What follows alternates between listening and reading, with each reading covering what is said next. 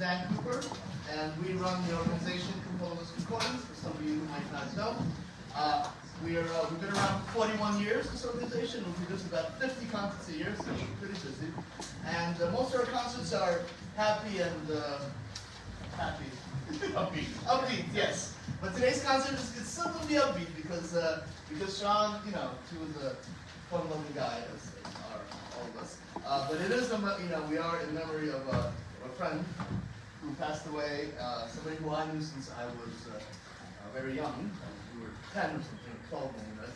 And everybody who's part of those recordings also knew Sean very well, and he performed on this very stage. Sean used to co-produce concerts with us here at Greenwich House. That's one reason we are here at Greenwich House, is because Sean used to teach in this very house. Yeah, and speaking of everyone here at Composers Concordance, we're lucky to have associate directors in the audience, Imelda over here.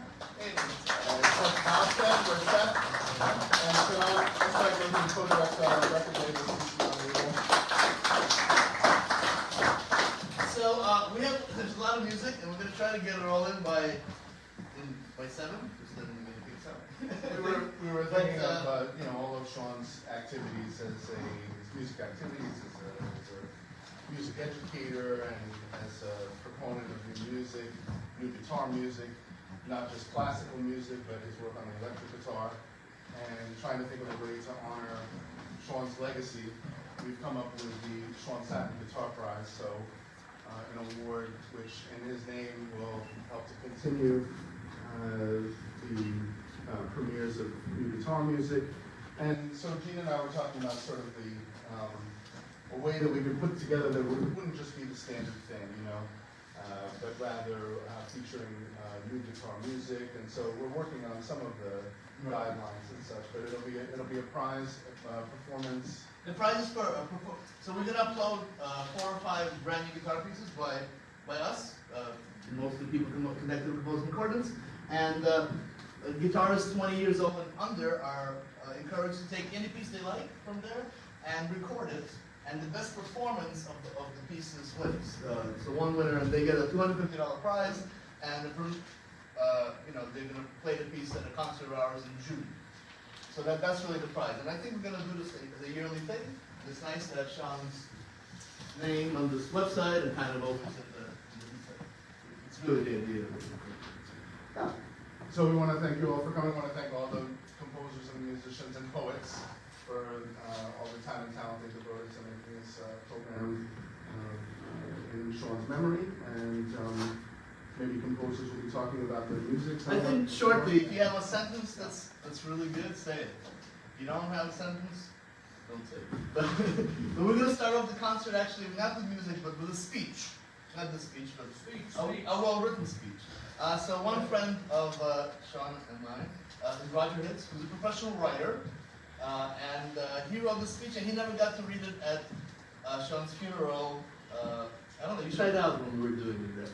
But I thought it was, but he posted on Facebook, and it was really good. So everybody welcome Roger Hitz to the stage.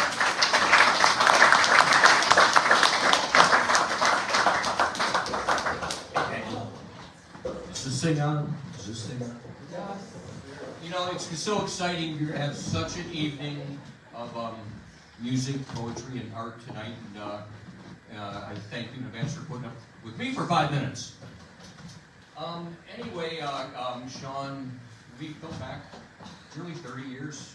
It's amazing to think. And, in the last few months, it's funny how the little seemingly meaningless kind of dumbass moments that you had with a friend, they come into focus when you really miss someone and you lose them.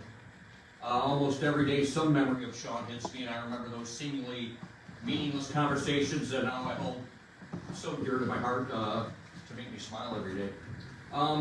Just one, I remember Sean coming back from Wales, the world-class guitarist he is, performing there in the British Isles, and I asked him how it went, and he said, well, he went to a quaint little Welsh pub and ordered a pint of Guinness, and the town drunk was perched at the bar and tells him, "Ah, you're an American. Aren't you glad you finally got poured a flapper pint?"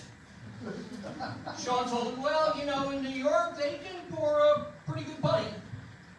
The guy turned red and started screaming, I got a throttly ale and home. And he looked at Sean before, like other bar patrons caught him. He thought it was an insult to the country of Wales to say New York before a proper plane. Now, that story is absolutely meaningless, but it means everything to me just holding on to it, knowing I'm not going to get any more of them. The catchphrase, it's not what you know, but who you know, has been around forever. And I've long grappled with that sentiment, and I found as I've gotten older, what I know is less than I once thought it was, but who I know has become more and more important as we weave our way through life's rich pageant. And thinking of it, the leading man in the who I know department was always Sean. One Sean Satin. His friendship over the last 30 years was a supreme blessing in my life, and I can always take one small bit of solace that he fully knew how much his friendship meant to me during his life, not regretting having not expressed it before now, at the time of his passing. The concerts we went to come flooding back, we saw, let's see, Megadeth, Motley Crue, Black Crowes, Alice Cooper, Dr. John, Overkill, Joan Jett, the Fratellis, UFO, Saxon, Rival Sons, Anthrax, Michael Schenker, UFO, the Dickies, Lacuna Coil, just to name a few. And it was funny, just last summer, Anne-Marie couldn't go to the big Bryan Adams concert at the Madison Square Garden, so she cruelly sent me and Sean in her stead. And I swear, people looked at us, we were the only two males that went to that show without a female with us. But I think I had even more fun going to actual Sean Satin concerts. I saw him perform dozens of recitals for his amazing study, depth, and moving classical guitar work, both performing solo or performing with Eugene and the other music merrymakers you're going to see tonight. In some ways I felt like a proud pop and always wanted to jump on stage and go, "You see that guy? He's my friend." I almost wanted to bask in his glory or something. I don't know, kind of selfish. But anyway, I really can't remember a time when Sean and I weren't out either on the town or at least plotting our next adventure. Sean loved coming to Queens, where I lived for so long, and we do pub crawls to the myriad bars of Sunnyside and Long Island City, and it always warmed my heart whenever I introduced Sean to a particularly nice place. He would say, "Now Anne-Marie would love this. I'm going to have to take her there." You can tell that she was never apart from his thoughts. And of course, those adventures always included a big dinner before, during, or after. And I was always amazed that for a man of relatively small stature, Sean could pack it away like an NFL lineman. Anyone else notice that? Yeah. The guy liked to eat. We went to baseball games and we had some extra privileges at Citi Field and could go to the private clubs before the Mets games where they laid out a big buffet that would make King Henry VIII blush. And I would look at Sean and his eyes were just gleaming at the bounty before him and just chuckle and smile. And now with all that kind of stuff, I don't know where to take it all. When Sean would go each summer to teach at music camp up north, it always left me kind of at loose ends and honestly just missing the hell out of him in our next exploit. It almost gives me a strange kind of feeling now to think, that's all this is. Sean's just headed off to camp. And I'm going to see him again. And in the most selfish way, these past few months I've been thinking, Sean's gone. What the hell am I going to do now? I lost my go-to guy, and in some ways, I feel kind of alone in the world. You just don't replace friends like Sean, who was there for me during my happiest times, and also a good friend during troubled ones. Then I snap out of it and realize there's many hearts hurting, many more than my own. And I think back to his wedding to Anne-Marie nearly 2 years ago now, when I was privileged to be a part of his milestone, a most sweet and loving event. But I got my memories, and I'm going to do my best to use them to keep warm in my heart and head both night and day. God knows we built up a lifetime of them, and I'm learning how to lean on the sweetness of our friendship as I cope with the sorrow. What a long and wonderful trip it was, Sean, and you will never, ever be far from my thoughts.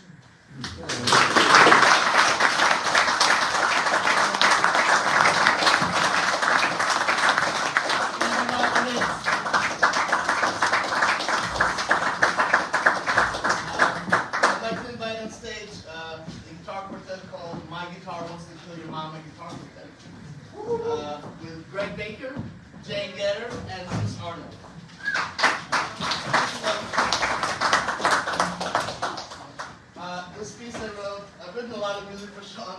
cast. And this one is simply called Fugue to Shanan. We actually premiered it here with 4 classical guitars in June. So this is the premiere of the 4 electric guitar version. It's the same thing, just switch.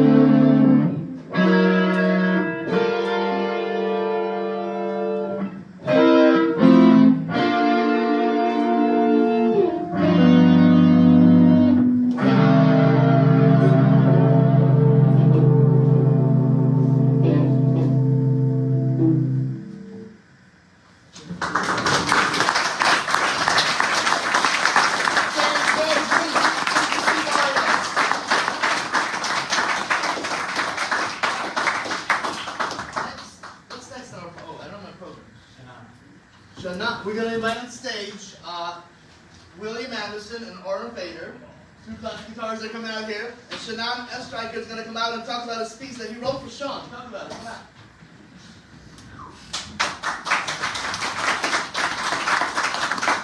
It's really wonderful to have everybody here. I know a lot of you have known Sean for a long time.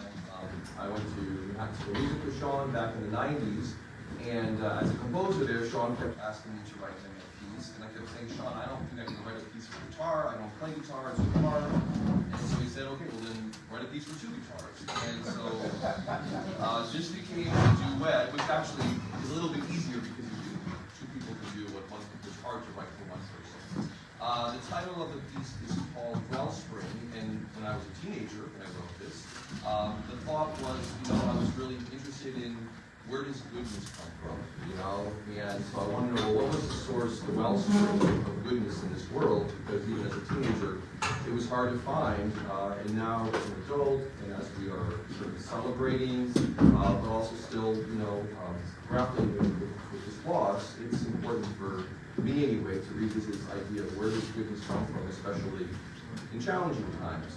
And so I wanted to thank Oren and William for playing this piece. This literally has not been performed since, I don't know, 1994 or something. So it's a really meaningful piece, and I really appreciate it. Thank you.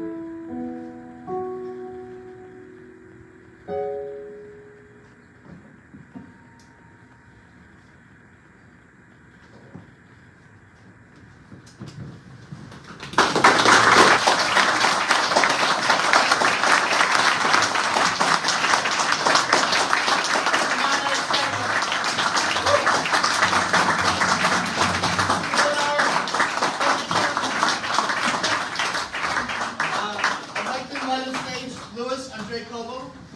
Lewis was a great friend of Sean's as well, and we'll talk about it. He wrote a piano piece. Lewis, say something, Lewis. Well,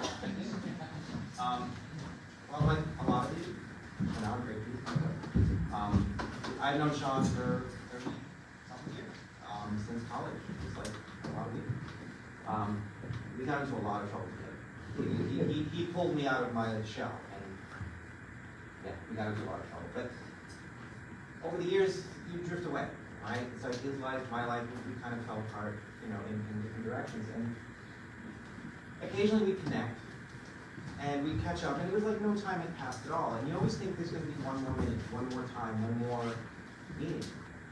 And when I got the news, was what happened. It just occurred to me that there wasn't going to be no more time. There was no more meetings. There was no more possibility of saying the things that you want to say. So this piece that I have is called Unsent Letter, and it's basically just about all those things that you wish you could say and you'll never get a chance. So, this is it.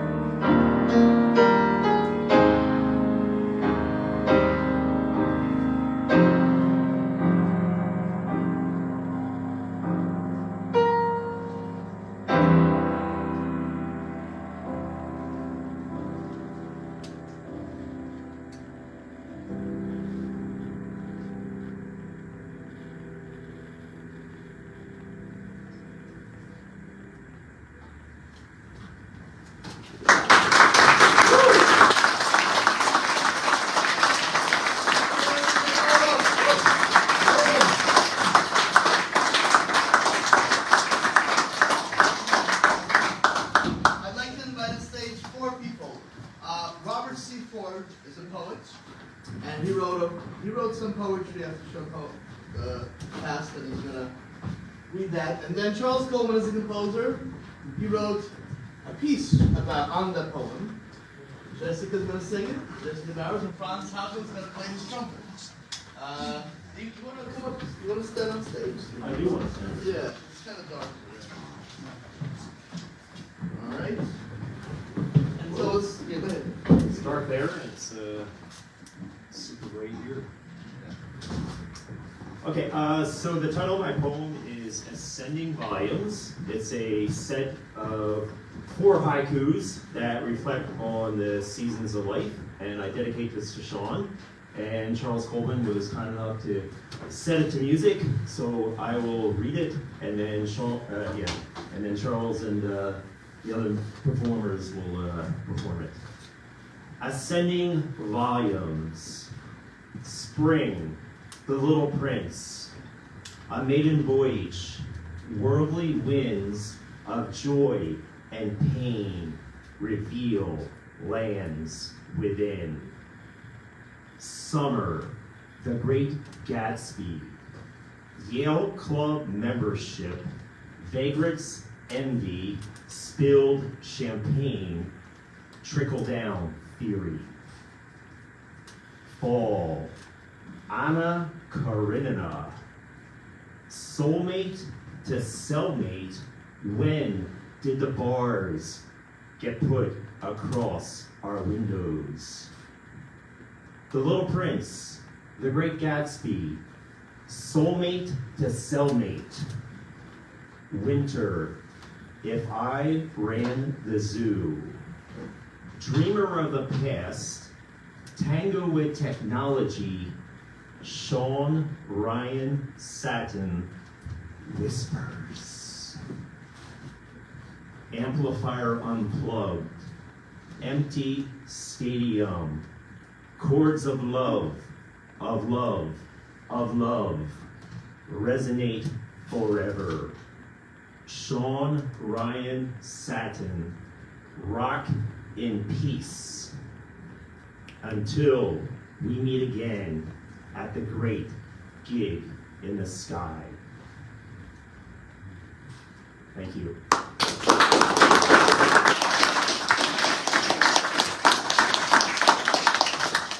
So this is my setting of portions from what you just heard. Sean, of course, like all of us, have known him for a long time. And I echo all the sentiments that everyone has said.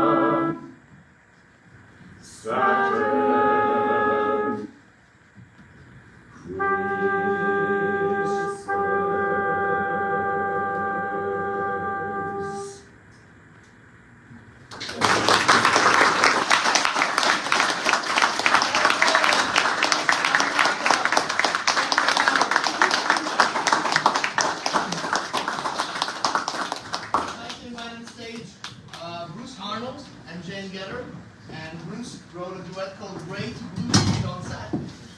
Come on out, guys.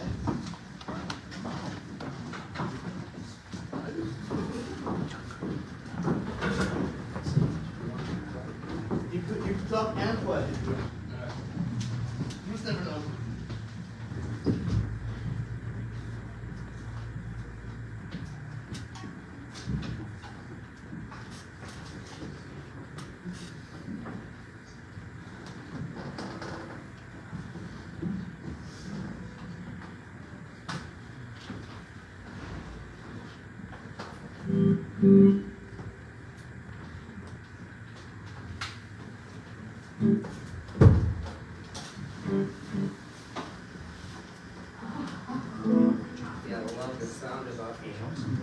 Hello, everyone. I didn't know Sean that well. Maybe only knew him like for about a decade. And mostly met him at these various Concordance events. I thought he was the greatest thing since sliced bread. I mean, this guy, first of all, he would laugh at my jokes. The only other person I know that will do that is her. So I thought, but we're going to play. Well, you probably don't know my music, but I write some pretty complicated 12-tone and crazy stuff. But I thought, I thought about Sean, and to me, he was a simple person. Like, by that I mean is, we could just sit around and talk about beer, or telephone poles, or whatever. You know what I mean? It's like you didn't feel like you had to I don't know, compete with the person to sound like you're really cool or whatever. You just felt like this is your best friend. Yet I, maybe met him 10, 20 times. You know what I mean? So, that meant something to me. And so the reason I mention that is because the piece we're going to play is quite simple. It's almost like a country blues sort of thing. Because that's what I felt from his spirit, that he was this kind of person that, that could obviously, think of complex thoughts, but he was also very simple. So this is great to believe.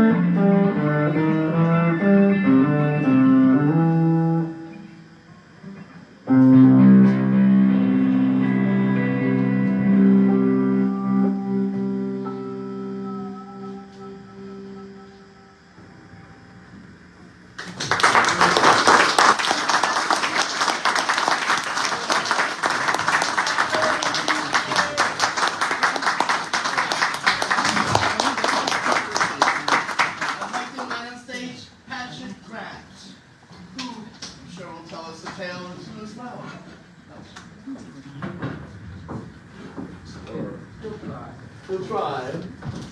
Let me know.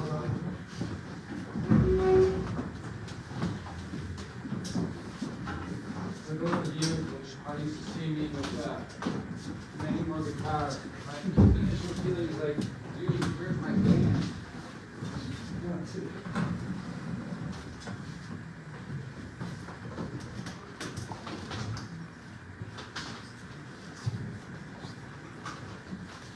I'm going to do this one sitting down. So I was lucky enough to meet Sean many years ago, and he was able to play with my guitar body for the axis a number of times, usually on the solstice of winter or the summer, ever since 2012.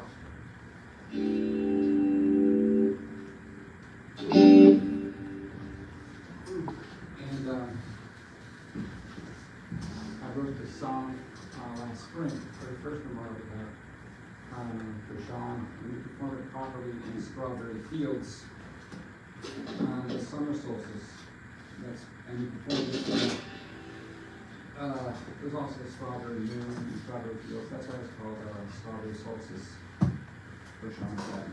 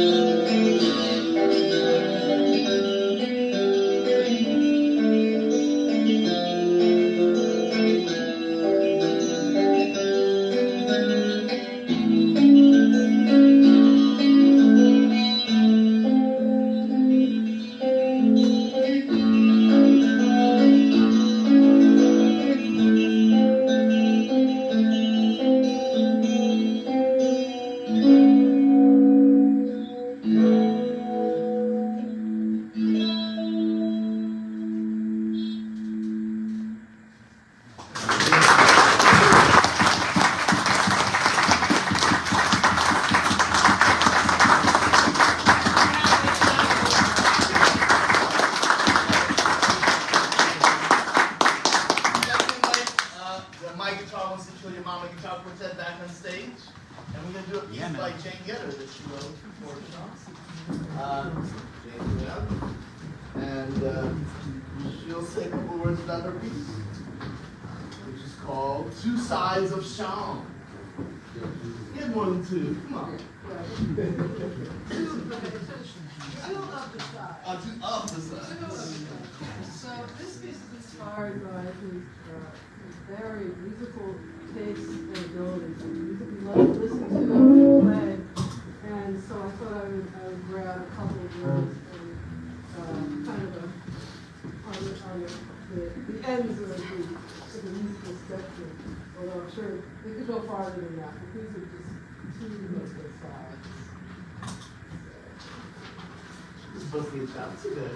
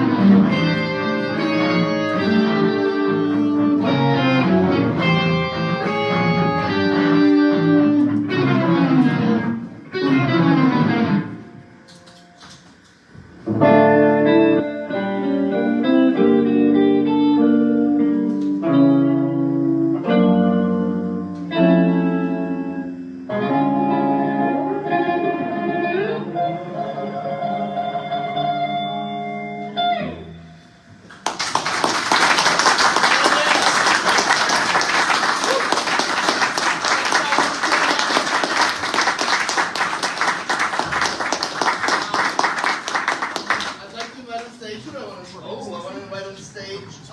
We're going to skip the next piece. It's actually a video piece, and we're going to skip it. We're going to do it in the end because I put this video thing down before. So it's a piece I wrote called Songs Sean Like. And my friend did a video for it. We're going to see that later. But I'd like to invite on stage Michiyo Suzuki, who's going to play a cornet piece by Ginka Mizuki. Where's Michiyo? Oh, wow! Michiyo, come on in. Oh, yeah.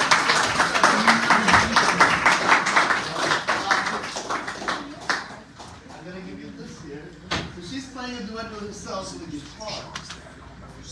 Where do you want this guitar?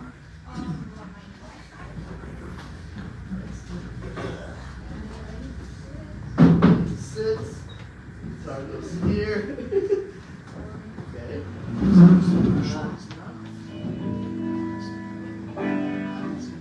So this is a piece, actually.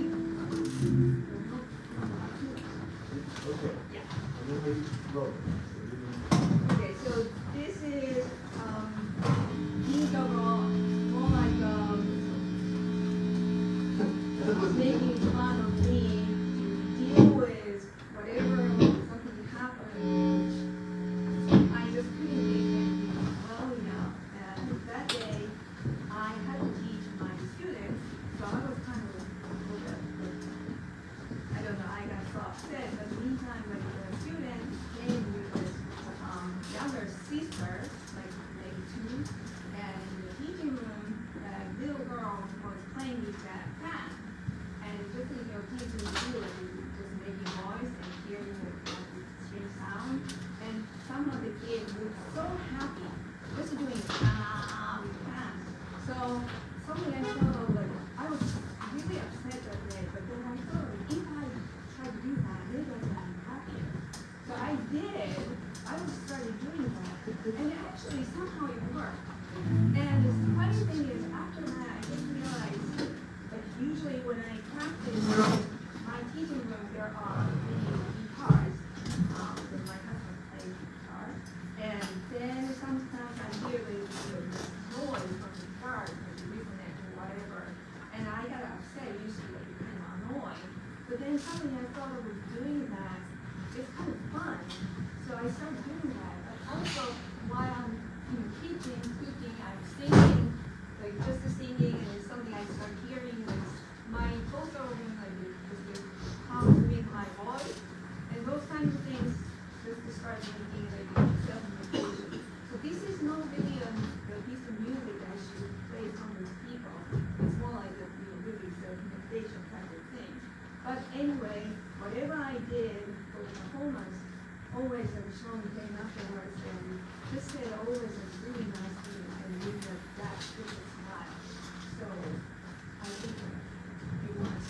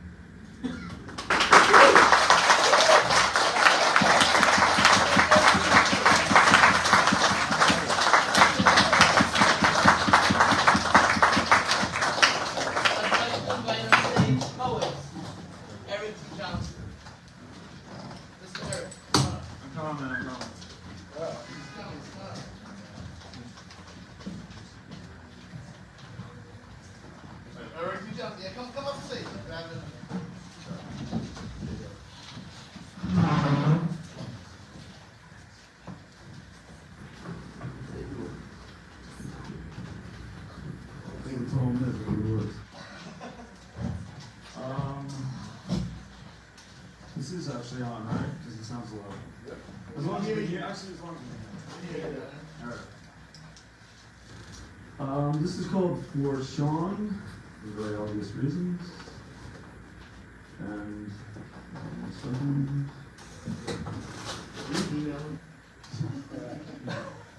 I'm gonna keep